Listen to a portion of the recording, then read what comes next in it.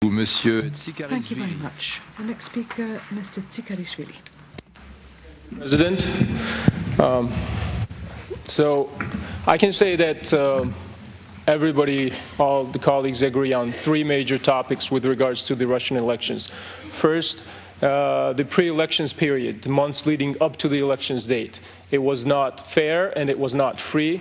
Political groups, political parties were limited from participating in the elections. Kremlin authorities failed to create level field competitive environment for the elections. Then the elections day itself was marred by fraud, by vote rigging, by ballot stuffing. So it was far from being transparent and democratic. It was far from international standards or the standards promoted by this organization. And in the aftermath, post-elections period, when everybody was expecting the Russian authorities to adequately react and investigate and address the irregularities, Russian authorities once again failed to do so. They did not investigate the matters, and they insisted that everything that was orchestrated was right and correct. So, to summarize, in general, these elections were not free, were not democratic, were not fair. I understand that some of the colleagues want to see the positive side of those events and say that, well, the elections were technically well organized. Yes, but I don't think this is a relevant argument, because Russia had never had any problems in terms of technically organizing elections. It's old Soviet school. There was, we all remember, a country called USSR that was all-time world champions in technically organizing elections. There was 100% voter turnout, 100% votes for the Communist Party, and all the polling stations were closed and opened on time. So to refer to the technical organization, I don't think that's the right way ahead.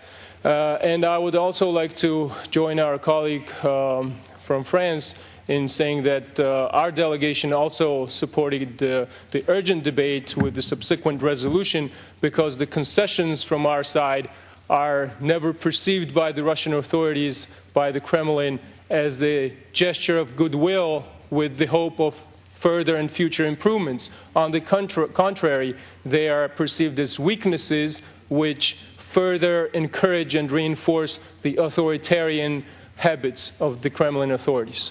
Thank you very much.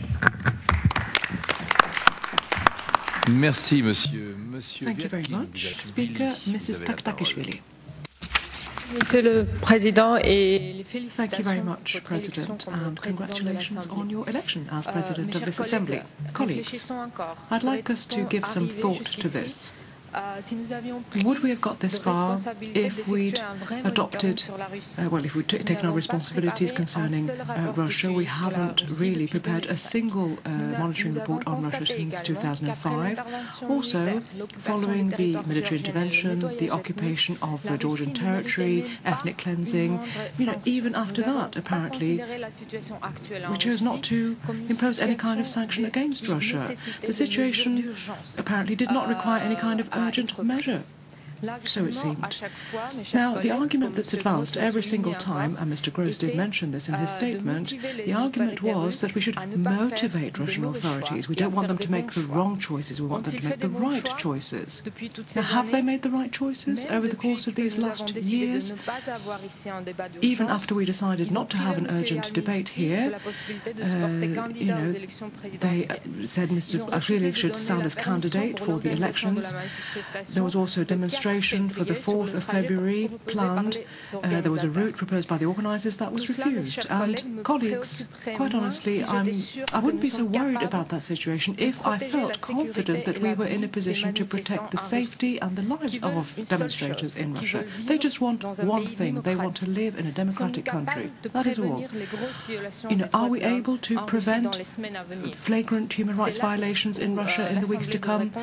Really, this Assembly should be devoting its attention election and its efforts to that. Maybe we should draw up some kind of anti-crisis plan for the Council of Europe and for the Assembly in particular. We need to pool all our efforts. All the Assembly's bodies should be united, agreed on how we should act in a critical situation. How can we protect the lives of demonstrators? What are the preventive measures that we could adopt vis-à-vis the Russian authorities in the weeks to come? Events in Russia could actually move ahead more swiftly than we think, than we expect. We saw that in Georgia, the Rose Revolution. If you don't have a coordination, prevention and immediate response mechanism, then we run the risk of actually being co-responsible for new atrocities carried out by the regime. As a representative of Georgia, when we speak on this issue as Georgians, very often we're accused of being subjective. But yes, of course, colleagues, for Georgia, this is not a small matter. It's not small beer. We're talking about the future of Russia. We want a democratic Russia, one that respects its citizens, and that's the only way for that country to act in a civilized and responsible way vis-à-vis its neighbours. Thank you. Of people rather than their marginalisation. Thank you. Thank you, Mr. Fritz. And now from Georgia, Mr. Minashvili, the ALDE Group. Thank you, Mr. President. It's a surprising situation right now here. I mean, the first time I've seen that oppositional parties are praising the president, and even more, are praising the ruling party. That's a real scene in Russia. And there was the issue here that, there are some pro-European Russian in government. Who is the pro-European? Mr. Putin, who says that, all this democracy assistance is the conspiracy plot? Or Mr. Lavrov, who mourns Kim Jong-il, leader of North Korea, and never expresses condolences to Czech Republic when Václav Havel died, the symbol of freedom and liberty. Or maybe the current president, who said that this was the cleanest elections. There is no pro-European party in the Russian government. There's only one pro-European force, and this is the people. This is the same old story. Repressive government, repressive state, with emboldened corruption, attacks on the free world.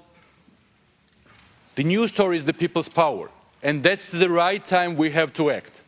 That's the right time we have to join our voice, this public protest, and that's the right time to join our voice, the diplomatic pressure.